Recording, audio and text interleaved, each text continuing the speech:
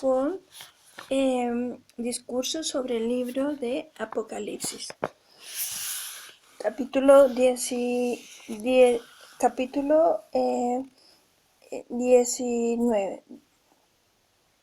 Vemos al comienzo de este capítulo una gran compañía en el cielo. Aleluya es una palabra muy significativa. No es una palabra que se puede usar livianamente, como hay personas que a cada rato dicen aleluya. Es una palabra que debemos usar con cuidado, con reverencia. Cuando la tenemos en el Nuevo Testamento es en una ocasión solemnísima, en la ocasión del juicio de la gran ramera que se lleva a cabo. La voz que resuena es aleluya. Cuando se le menciona por segunda vez es en el verso 3, dice a continuación: y su humo subió para siempre jamás, dándonos a entender que se trata de un juicio no final, sino eterno. Entonces tenemos mención una vez más de los 24 ancianos y de los 4 seres vivientes que se postran delante de la presencia de Dios para pronunciar por tercera vez la palabra aleluya. Tenemos luego la voz que sale del trono instando a todos a que loen a Dios, a que le alaben, porque ha venido ahora un grandísimo acontecimiento. Son venidas las bodas del Cordero y su esposa se ha aparejado. Podemos ahora pensar en 5 cosas. Primero, el esposo. Segundo, la esposa. Tercero, los invitados. Cuarto, la fiesta. Y quinto, los resultados. Primero, la figura del esposo es bastante familiar para nosotros que hemos leído el Nuevo Testamento y hemos visto la figura aplicada en las relaciones entre Dios y su pueblo antiguo de Israel, como los israelitas salen de Egipto como una esposa sale al esposo, Jeremías 2:2. Así que tenemos estas relaciones escritas en el Antiguo Testamento y el mismo pensamiento también en las palabras de Juan el Bautista, cuando oye decir que el Señor Jesús atrae más discípulos que él. Dijo que él no era el esposo, sino el amigo, y que su gozo era el del engrandecimiento del esposo. Así que él había venido para dar testimonio de aquel que era mucho más digno. El que tiene la esposa es el esposo, y naturalmente él tiene presente la misma figura usada por los profetas. Pero sabemos que todo esto está relacionado con los acontecimientos de la tierra. El pueblo de Israel es un pueblo terrenal, elegido por Dios en su gracia según las promesas dadas a Abraham, Isaac y Jacob.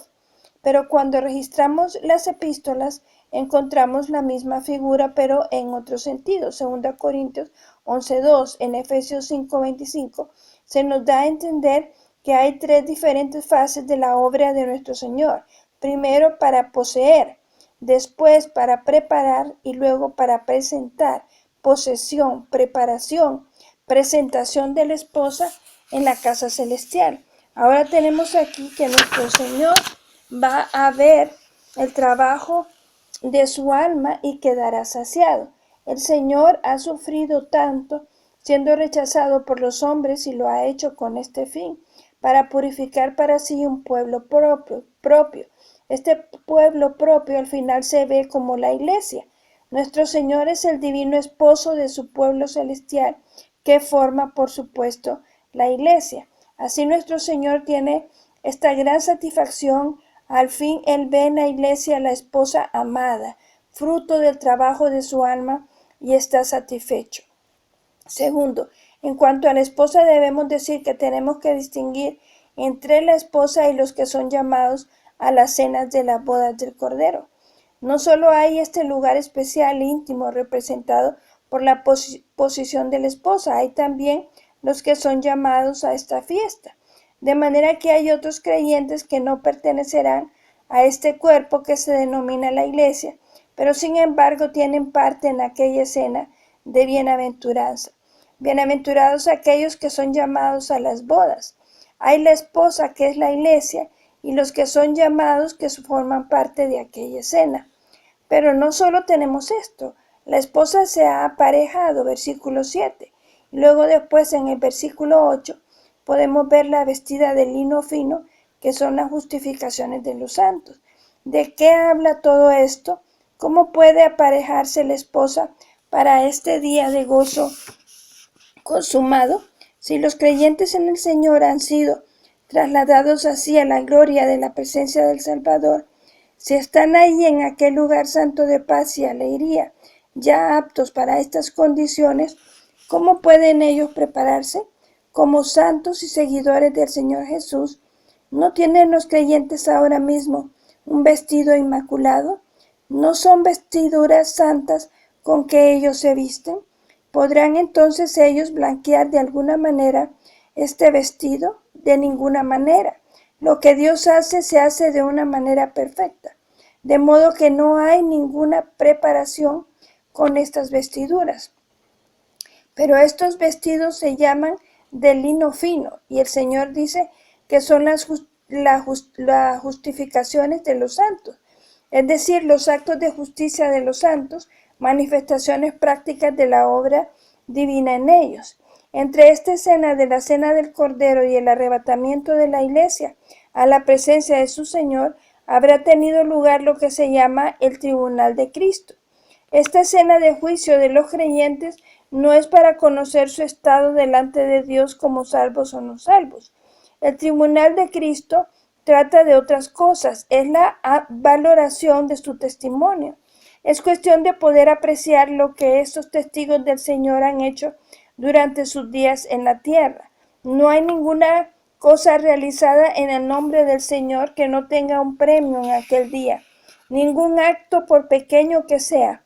El acto de dar un vaso de agua fría no perderá su recompensa.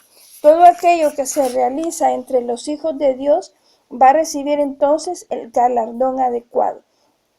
No importa lo que sea, puede ser que sean cosas completamente secretas o cosas que pasan inadvertidas por los demás hermanos o por el mundo en general o aún por el mismo siervo de Dios. No importa, el Señor todo lo ve. Recordarán ustedes del final del capítulo 12 de Marcos y principios del 13. Al final del 12 tenemos el caso de una pobre viuda que sin saber que el Señor le estaba observando, echó 2 blancas que son un maravedí. Es una pequeña suma de dinero, pero representa para esa pobre viuda el sacrificio de todo lo que tiene.